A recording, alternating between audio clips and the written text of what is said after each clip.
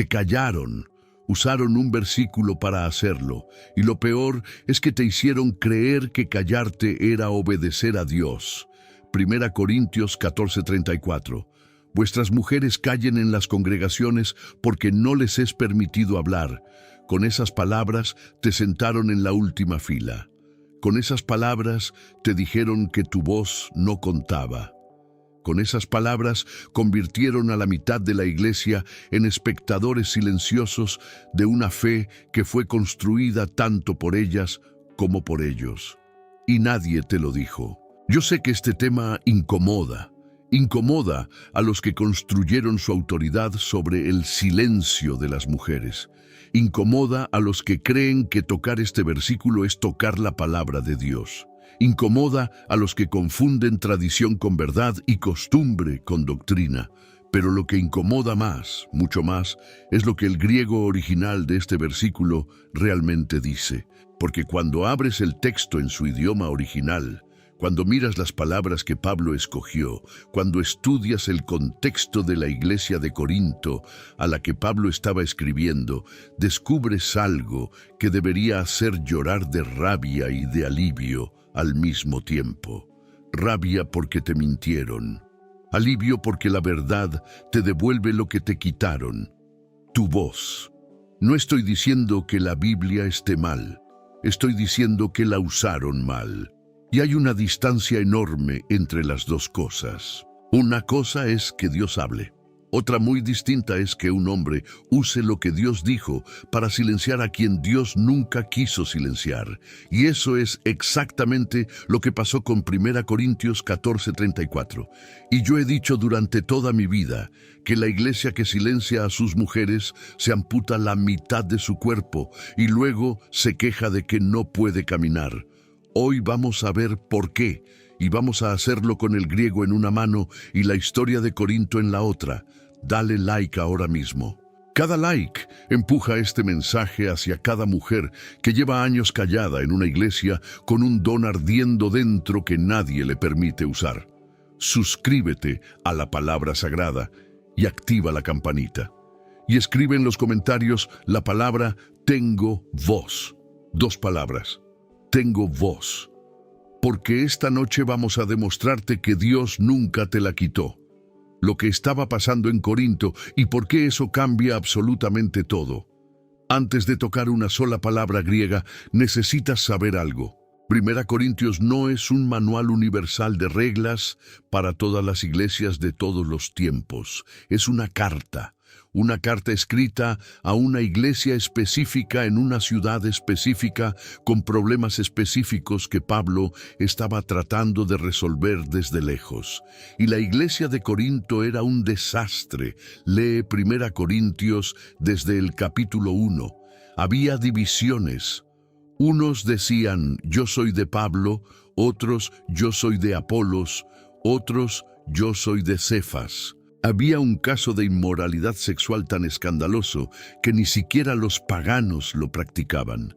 Había demandas legales entre hermanos, había borracheras en la cena del Señor, había caos absoluto en los cultos con gente hablando en lenguas sin intérprete, profetas interrumpiéndose unos a otros y un desorden tan grande que Pablo les dice en el versículo 33 del mismo capítulo 14 que Dios no es Dios de confusión, sino de paz.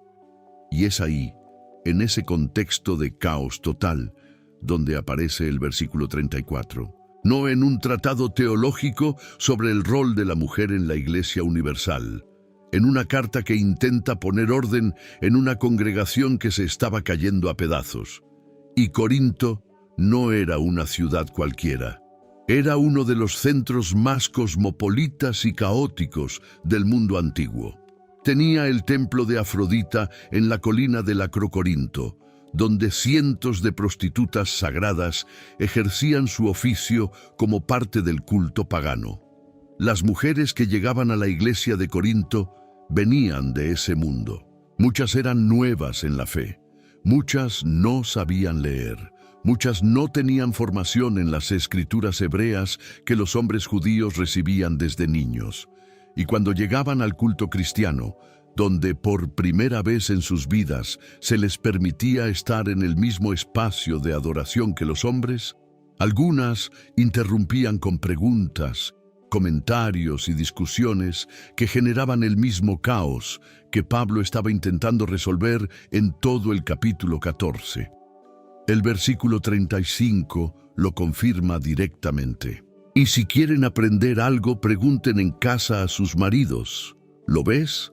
Pablo no les dice que nunca hablen, les dice que si tienen preguntas las hagan en casa, donde sus esposos que sí tenían formación escritural podían responderles sin interrumpir el culto. Era una instrucción de orden, no de silenciamiento permanente. Era decir, esperen al momento adecuado, no, cierren la boca para siempre. La palabra griega que tu Biblia tradujo como callar y lo que realmente significa. La palabra que se traduce como callen es sigatosan, del verbo sigao. Y sigao no significa lo que tú crees. No es una orden de silencio absoluto y permanente. Sigao tiene un rango de significado que incluye guardar silencio temporalmente, dejar de hablar en un momento específico, cesar una actividad ruidosa. Y lo más revelador es que Pablo usa esta misma palabra antes, en el mismo capítulo, para referirse a hombres. 1 Corintios 14:28. Pablo dice que si no hay intérprete, calle en la iglesia. La palabra que usa es sigato, la misma raíz. ¿Y a quién le dice que calle? Al hombre que habla en lenguas sin intérprete. 1 Corintios 14:30. Si algo le fuere revelado a otro que estuviere sentado, calle el primero. De nuevo sigato. ¿A quién le dice que calle? Al profeta hombre que está hablando cuando otro profeta recibe una revelación. En ambos casos, Pablo les dice a hombres que callen. Y nadie, absolutamente nadie, interpreta esos versículos como una prohibición permanente de que los hombres hablen en la iglesia. Todo el mundo entiende que Pablo les está diciendo, esperen su turno, dejen de interrumpir, mantengan el orden. Pero cuando la misma palabra sigao se aplica a las mujeres 2 versículos después, de repente significa silencio absoluto y permanente para toda la eternidad. ¿Por qué la misma palabra significa una cosa cuando se aplica a hombres y otra completamente distinta cuando se aplica a mujeres? Porque convenía. Porque un sistema de poder eclesiástico construido exclusivamente por hombres necesitaba un versículo que justificara la exclusión de la mitad de la iglesia de cualquier posición de voz, influencia o liderazgo. Y hay otro detalle en el griego que casi nadie menciona. La palabra que se traduce como hablar en el versículo 34 es lalein, del verbo laleo. En el griego del primer siglo, laleo tenía un matiz específico. No era necesariamente enseñar formalmente ni predicar públicamente. Laleo podía significar charlar, parlotear, hablar desordenadamente. Si Pablo hubiera querido prohibir a las mujeres enseñar o predicar, habría usado didasco, que es enseñar, o keruso, que es proclamar. Pero usó laleo, charlar, lo cual refuerza que Pablo estaba abordando un problema de desorden en el culto de Corinto, no estableciendo una ley universal de silencio femenino. El versículo que contradice al versículo y nadie te lo muestra. Ahora viene algo que debería sacudir los cimientos de cualquier interpretación que use 1 Corintios 14:34 como ley universal. Porque el mismo Pablo, en la misma carta, 3 capítulos antes, dice algo que contradice directamente la interpretación de silencio absoluto. 1 Corintios 11:5. Toda mujer que ora o profetiza con la cabeza descubierta, afrenta su cabeza. ¿Lo ves? Pablo está dando instrucciones a mujeres que oran y profetizan en la congregación. No las prohíbe, las regula. Les dice que se cubran la cabeza cuando lo hagan, pero el hecho de que les dé instrucciones sobre cómo orar y profetizar presupone que oran y profetizan. No puedes regular una actividad que está prohibida. Si el versículo 14:34 prohíbe absolutamente que las mujeres hablen, entonces el versículo 11:5 no debería existir. Y si el 11:5 existe, entonces el 14:34 no puede ser una prohibición absoluta. Uno de los dos tiene que ser contextual. Y cuando miras el griego, la historia de Corinto y el flujo del argumento de Pablo, queda claro cuál es. Las mujeres que lideraron en la Biblia y que tu pastor nunca te mencionó. Si 1 Corintios 14:34 fuera una prohibición universal, la Biblia se contradice a sí misma de forma masiva, porque desde Génesis hasta Apocalipsis, las Escrituras están llenas de mujeres que hablaron, lideraron, profetizaron, enseñaron, juzgaron y guiaron al pueblo de Dios. Y Dios no las castigó por hacerlo, las honró. Débora en Jueces 4 y 5 fue jueza de Israel, no asistente de juez, no esposa del juez. Jueza, la máxima autoridad civil, militar y espiritual de la nación. Los hombres venían a ella para que juzgara sus disputas, y cuando Israel necesitó ir a la guerra contra Sísara, fue Débora quien dio la orden. Barak, el general del ejército, le dijo: «Si tú no vas conmigo, no iré». Un general militar le dijo a una mujer que sin ella no iba a la batalla, y Débora fue, y Dios les dio la victoria, no a pesar de que una mujer liderara, a través de ella. Hulda en Segunda Reyes 22, 14 al 20, fue la profetisa que el rey Josías consultó cuando encontraron el libro de la ley en el templo. El sumo sacerdote Hilcías estaba presente. El escriba Safán estaba presente. Pero cuando necesitaron escuchar la voz de Dios, no fueron a ninguno de ellos, fueron a Hulda, una mujer, y la palabra que ella habló fue tratada como palabra de Dios por el rey, el sacerdote y el escriba. Si las mujeres debían callar, alguien olvidó avisarle a Dios cuando escogió a Hulda como su portavoz. Priscila en Hechos 18:26 tomó aparte a Apolos, un predicador elocuente, y le expuso más exactamente el camino de Dios. Priscila enseñó a un predicador, le corrigió su teología, y Lucas, inspirado por el Espíritu Santo, no solo lo registró, sino que puso el nombre de ella primero. Junia, en Romanos 16:7.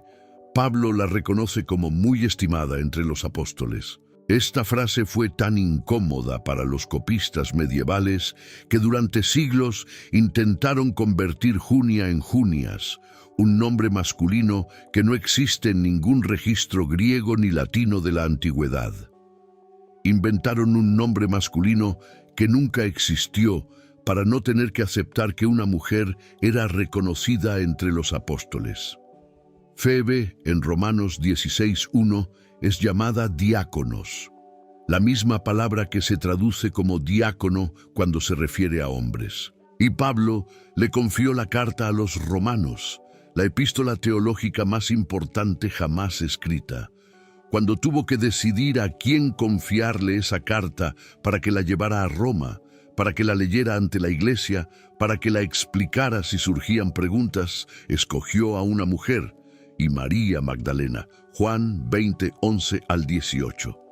Después de la resurrección, Jesús se apareció primero a ella, no a Pedro, no a Juan, a una mujer, y le dio una misión. Ve a mis hermanos y diles que subo a mi Padre. Jesús convirtió a María Magdalena en la primera predicadora del Evangelio resucitado, en una cultura donde el testimonio de una mujer no tenía valor legal. Jesús escogió deliberadamente a una mujer como la primera testigo del evento más importante de toda la historia. Eso no fue un accidente, fue una declaración. Y las hijas de Felipe profetizaban en Hechos 21:9, no en silencio, no en privado, profetizaban. La mujer samaritana fue la primera evangelista en el Evangelio de Juan. Dejó su cántaro y fue a la ciudad a decirles: «Venid, ved a un hombre que me ha dicho todo cuanto he hecho». y una ciudad entera creyó por el testimonio de una mujer. Cada uno de estos ejemplos es un martillazo contra la interpretación de que las mujeres deben callar. Y cada uno fue registrado por escritores inspirados por el Espíritu Santo, lo cual significa que Dios quiso que lo supieras. La pregunta es, ¿por qué tu pastor nunca te lo enseñó? Las 5 mentiras que construyeron sobre este versículo. La primera mentira: Dios diseñó a la mujer para callar y al hombre para hablar. Génesis 1:27 dice que Dios creó al ser humano a su imagen. Varón y hembra los creó, ambos a imagen de Dios, ambos con la capacidad de representarlo, hablar por él, reflejar su carácter. La imagen de Dios no viene con un silenciador incluido según el género. La segunda mentira: las mujeres no pueden enseñar porque Eva fue engañada. Este argumento viene de 1 Timoteo 2:14. Pero si Eva fue engañada, Adán pecó con los ojos abiertos. Eva fue engañada por la serpiente más astuta del Edén. Adán simplemente tomó el fruto de la mano de su esposa y lo comió sin que nadie lo engañara. Romanos 5:12 confirma que por un hombre, Adán, entró el pecado en el mundo, no por Eva, por Adán.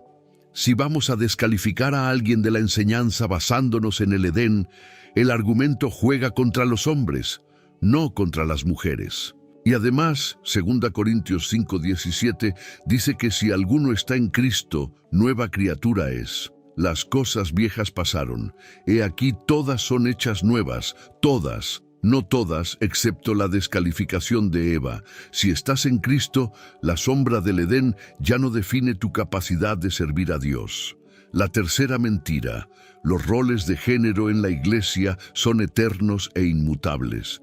Pero Jesús no vino a mantener órdenes humanos, vino a transformarlos. En el antiguo pacto, solo los levitas podían servir en el templo. En el nuevo, todos somos sacerdotes. En el antiguo, las mujeres no podían acercarse al lugar santo. En el nuevo, el velo se rasgó y todos tenemos acceso al trono de la gracia. Hebreos 4:16.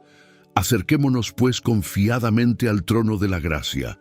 Acerquémonos todos, sin distinción de género. La cuarta mentira: permitir que las mujeres enseñen abre la puerta a la herejía. Esto es irónico porque la historia de la Iglesia muestra que la abrumadora mayoría de las herejías más destructivas fueron introducidas y defendidas por hombres. Arrio era hombre. Marción era hombre.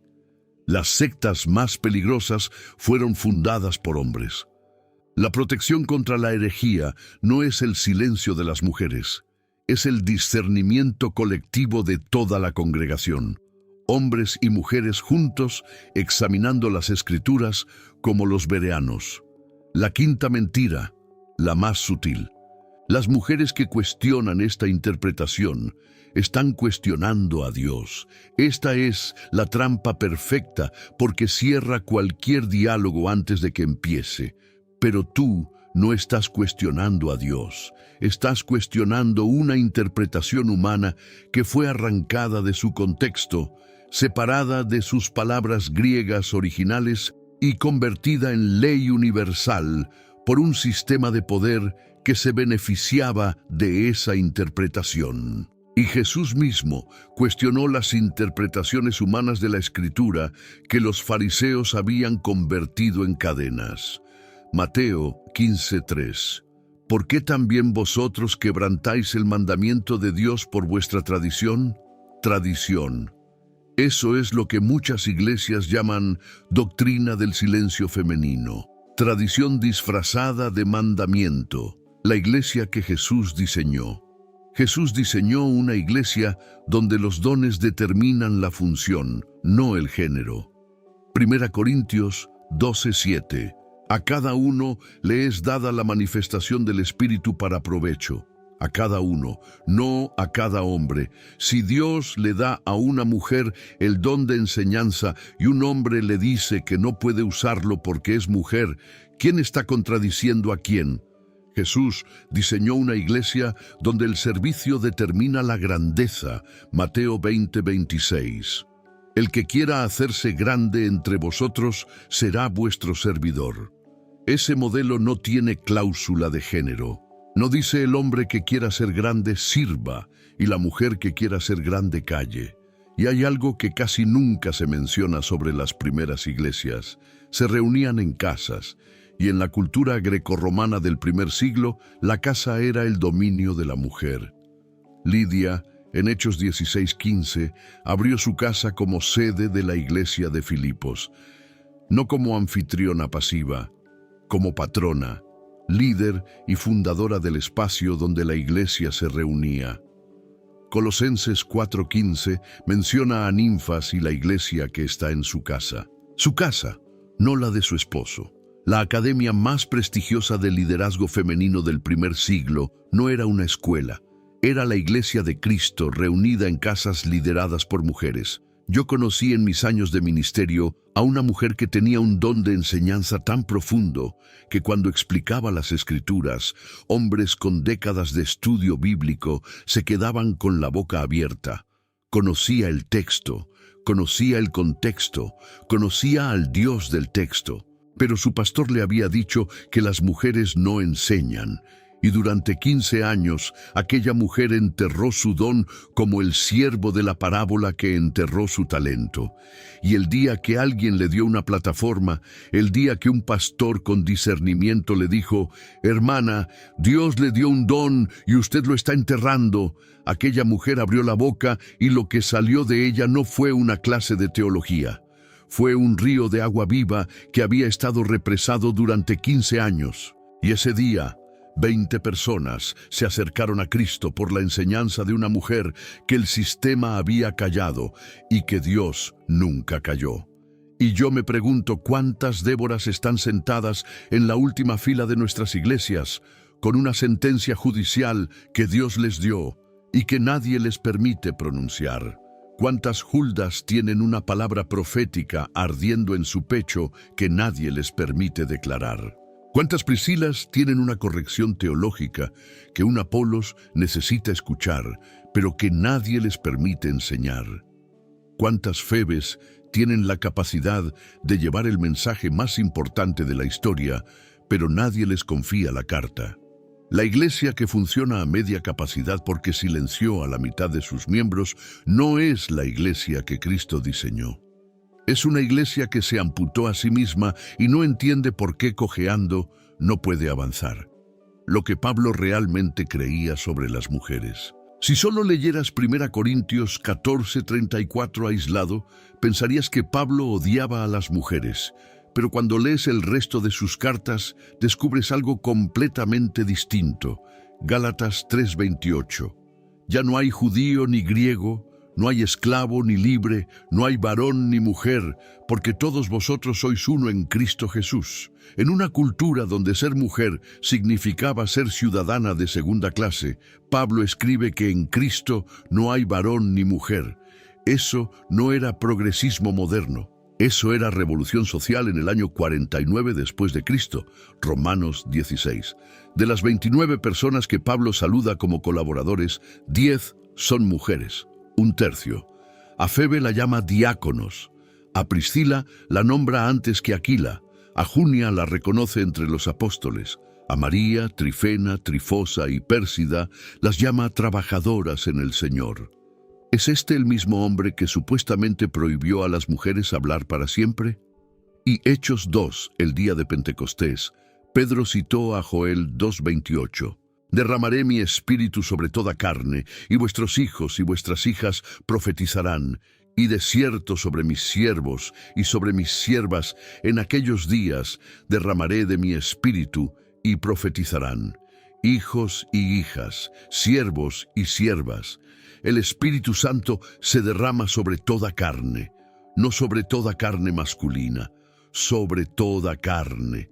La iglesia nació con las mujeres hablando, profetizando, proclamando las maravillas de Dios. Y Pedro no dijo que se estaban saliendo de control. Dijo, esto es Dios cumpliendo su palabra. Comparte este video ahora mismo con una mujer que necesita escuchar que su voz vale, porque tal vez esa mujer lleva años esperando que alguien le diga lo que Dios siempre quiso decirle. Habla lo que deberías hacer a partir de hoy. Si eres mujer y llevas años callada en tu iglesia, necesitas escuchar esto con toda la claridad que el Espíritu Santo puede darte. Tu silencio no fue ordenado por Dios. Fue impuesto por una interpretación humana que el griego original no respalda. Tu don es real, tu llamado es legítimo. Tu voz tiene valor ante los ojos del Dios que escogió a Débora para juzgar, a Hulda para profetizar, a Priscila para enseñar, a Febe para liderar, a Junia para apostolar y a María Magdalena para anunciar la resurrección. Si Dios no te silenció, ningún hombre tiene autoridad para hacerlo. Y sé que esto es difícil de absorber si llevas años, tal vez décadas, creyendo que tu silencio era obediencia. Sé que parte de ti siente que aceptar esto es rebelarse contra Dios. Pero necesitas separar dos cosas que durante demasiado tiempo te dijeron que eran lo mismo. Una cosa es la palabra de Dios. Otra es la interpretación humana de la palabra de Dios. La palabra de Dios es perfecta. Las interpretaciones humanas son falibles. Y cuando una interpretación humana te quita algo que Dios te dio, esa interpretación no viene de Dios. Viene del interés de quien se beneficia de tu silencio. Tal vez mientras escuchas esto, recuerdas momentos específicos. Tal vez recuerdas el día que levantaste la mano en un estudio bíblico y alguien te dijo que ese no era tu lugar. Tal vez recuerdas la vez que sentiste un fuego dentro para compartir algo que Dios te había revelado y te tragaste las palabras porque te habían enseñado que las mujeres no hablan. Tal vez recuerdas la mirada de tu pastor cuando osaste hacer una pregunta que incomodó. Cada uno de esos momentos fue un ladrillo en la pared que construyeron alrededor de tu voz. Y hoy, con el griego en una mano y la historia de las mujeres de Dios en la otra, tienes herramientas para empezar a demoler esa pared. No con rabia destructiva, con verdad constructiva. Eso no significa que debas rebelarte contra tu iglesia mañana. Significa que debes buscar a Dios y preguntarle qué quiere hacer con el don que puso en ti. Tal vez quiere que lo uses donde estás. Tal vez quiere llevarte a un lugar donde será bienvenido. Tal vez quiere que seas tú la que abra la puerta para otras mujeres en tu comunidad. Pero lo que Dios no quiere es que entierres el talento por miedo a los que distorsionaron su palabra para mantenerte callada. Yo conocí a una mujer que a los 72 años, después de toda una vida callada en la iglesia, decidió empezar un grupo de estudio bíblico en su casa para las mujeres de su barrio. No pidió permiso a nadie, no necesitaba permiso, tenía un don, una Biblia y una mesa de cocina. Y en 2 años, aquel grupo de estudio bíblico liderado por una anciana que toda su vida le dijeron que callara, había llevado a 14 mujeres a los pies de Cristo. 14 almas que hoy están en el reino, porque una mujer de 72 años decidió que el don de Dios era más fuerte que la tradición de los hombres.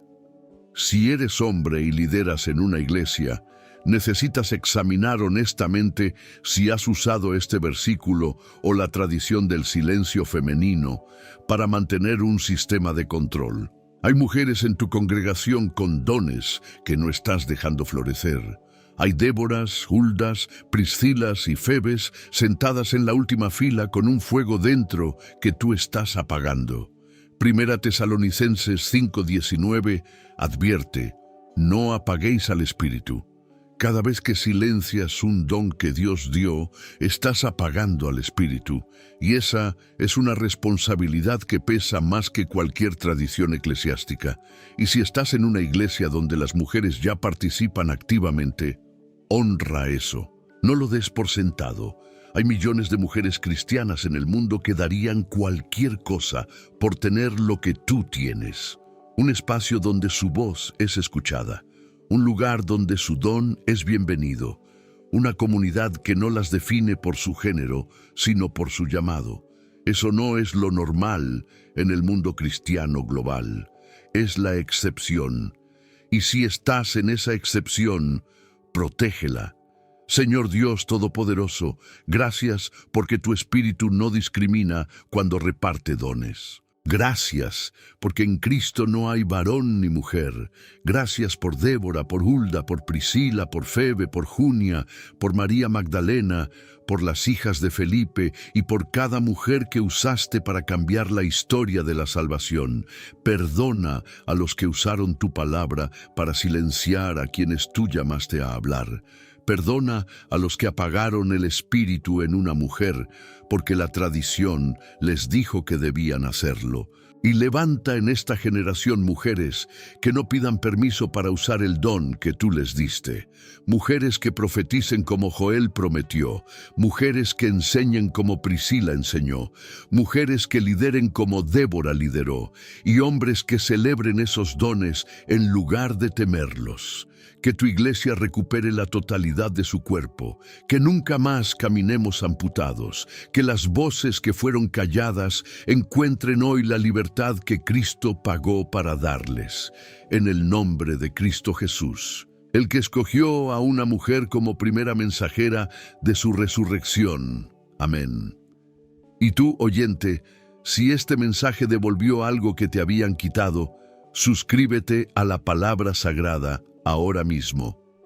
Comparte este video con toda mujer que lleva años callada con un don ardiendo dentro que nadie le permite usar. Y escribe en los comentarios si alguna vez te callaron en la iglesia por ser mujer. Tu testimonio puede ser la chispa que libere a otra hermana que aún tiene la boca cerrada. Y graba esta verdad hasta tu último aliento.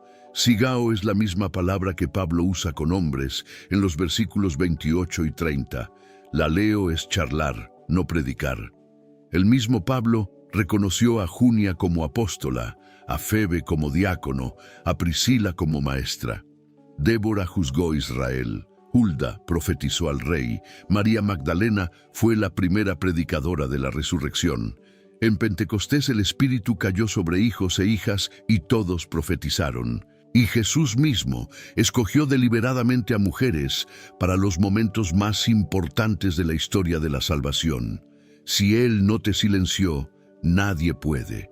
En el nombre de Cristo Jesús, Señor nuestro, Rey eterno, el que nunca cayó a una mujer, el que las levantó cuando todos las sentaron. Amén y amén.